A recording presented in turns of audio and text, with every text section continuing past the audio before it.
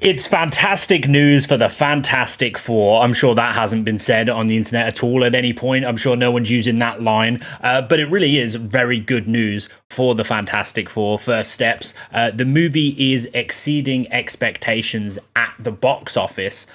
Specifically, not only is it now projected to be earning a lot more than it was before release, but we've also got the preview figures in, and according to the preview numbers, this is the most successful superhero movie of the year by a significant margin. Previously, it was Superman, which received $22.5 million in previews.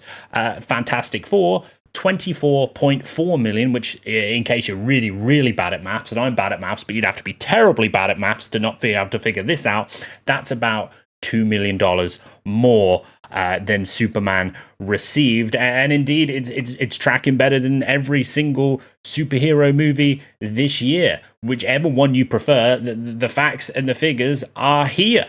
Fantastic Four is having a fantastic, but we're not doing it again. It's having a very good box office. It's now projected to earn around 125 million to 155 million domestically in its opening weekend, which is very, very good. Again, exceeding expectations before. Now, we haven't finished out the weekend yet, but I do suspect it probably will be around those numbers based on everything I'm reading.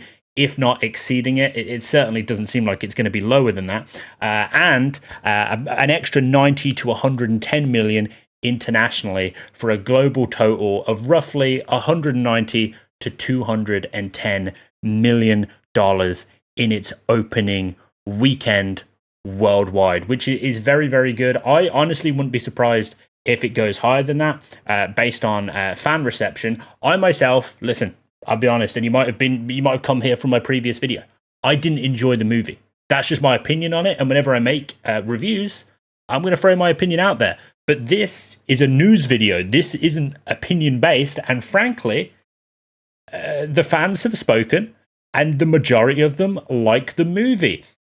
Even the critics who have been critical of the movie, generally speaking, the lowest they sort of give it is it's mediocre, which is ultimately, like, if it's good or bad, it falls into the good category. Like, it just scrapes by. And there's a lot of people. I'm not very big on YouTube, but on TikTok, I have pulling an average-sized audience for live streams and stuff. And a lot of people have been popping in, and we've discussed the Fantastic Four movie. The general consensus amongst the fans is they really enjoyed the movie. And even the most, you might say toxic YouTubers or whatever about the Marvel franchise typically seem to like this one. And that's the great thing about reviews and opinions.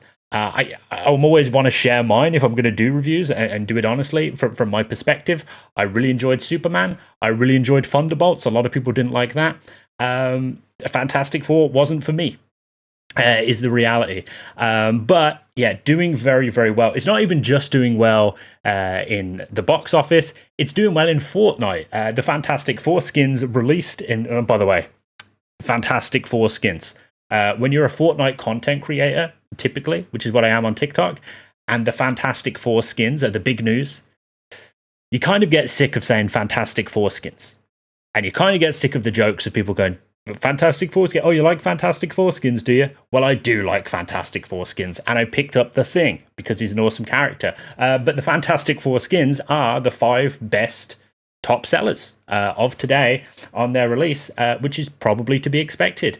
The Fantastic Four iconic characters. Now, at this stage in proceedings, according to the news that we have, this, I believe, was Hollywood Press, it doesn't matter where. At this early stage of proceedings, First Steps is estimated to be running 57% ahead of Captain America Brave New World. I don't think it's going to surprise anyone that this movie did significantly better than Captain America Brave New World. 32% over Superman and 9% above Thunderbolts in like-for-like markets at the current exchange rate. That's worth noting because although Superman has been a success domestically in the United States, internationally it hasn't done particularly well at all, and there could be a number of reasons for that. I think ultimately Superman is a very American character. You think of Americans when you're foreign, You think of Hulk Hogan, rest in peace. You think of Superman. You think of Uncle Sam, and I think now, until the Uncle Sam movie comes out, I think Superman is the iconic American in cinema. And I think that's always going to resonate more in an American audience than it is worldwide. But I think ultimately the numbers we're seeing, even though they're not as high as even something as recent as Deadpool versus Wolverine, which has done significantly better numbers than both of these movies in its opening weekend, I think like twice as good. This, and maybe even more than that, this is a step in the right direction. And what's next for Marvel now?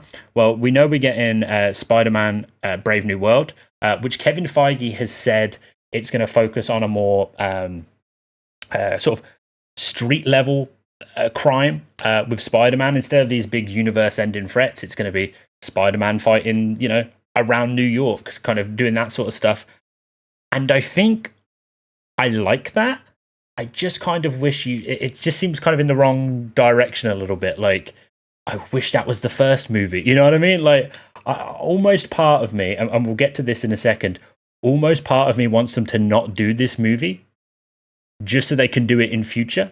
And we'll get to that because after Spider-Man, we're getting Avengers Doomsday, and then we're getting Avengers Secret Wars, and then Kevin Feige has strongly hinted that after that basically comes a reboot, which I think would be very good for Marvel. Start again, be able to use those iconic characters like Steve Rogers again instead of Sam Wilson, which just doesn't hit the same. You know what I mean? You can do another Black Panther movie then without maybe the controversy of recasting Chadwick Boseman, which ultimately I think you should do. I think a lot of black kids looked up, especially little boys, looked up to the Black Panther. Just like white kids can look up to Captain America and Steve Rogers and Spider-Man and stuff. And I think ultimately the race isn't too relevant, but it does resonate with people if the guy on the screen looks like you. And I think it's unfortunate that Chadwick Boseman passed away, of course. But I think you are ultimately robbing a whole race of young boys by not recasting Black Panther. I think it doesn't hit the same when you just shove a random person into another character and just try and make it kind of fit the mold. It usually doesn't hit as well. It's much better to have a character that is all about that and embodies that culture and embodies everything. So I think the recast is the way to go. But if you're doing a reboot, then you can do that without any sort of controversy. And I don't think you have to, even though you're completely rebooting the franchise, I don't think you necessarily have to reboot or recast every single actor. I think Tom Holland can still be a very good Peter Parker, just a slightly older one instead of, he's kind of already established a little bit. And then you've got your easy entrance to introduce a Miles Morales, for example, that an older Spider-Man Peter Parker could kind of take under his wing, and then you've got Miles Morales Spider-Man, which could be really, really cool. And you could do all sorts of things. So I think, time to start a new universe, but doesn't necessarily mean you need to completely clean house of all the iconic actors. Let me know what you think. Did you enjoy Fantastic Four? Are you excited about the future of Marvel? And what do you think is better, DC or Marvel? And by the way, you can enjoy both. It's fine to enjoy both. The competition is good for the consumer. Ultimately, it's good if Marvel have to go head to head with DC. The WWF or the WWE was never better than when they had WCW as rivals. So it's good that there's some competition, but we as consumers get the benefit of just being able to enjoy both. And I think in the ideal world, isn't that better than picking a side? You'll let me know. Please hit the like button and subscribe. I love you all.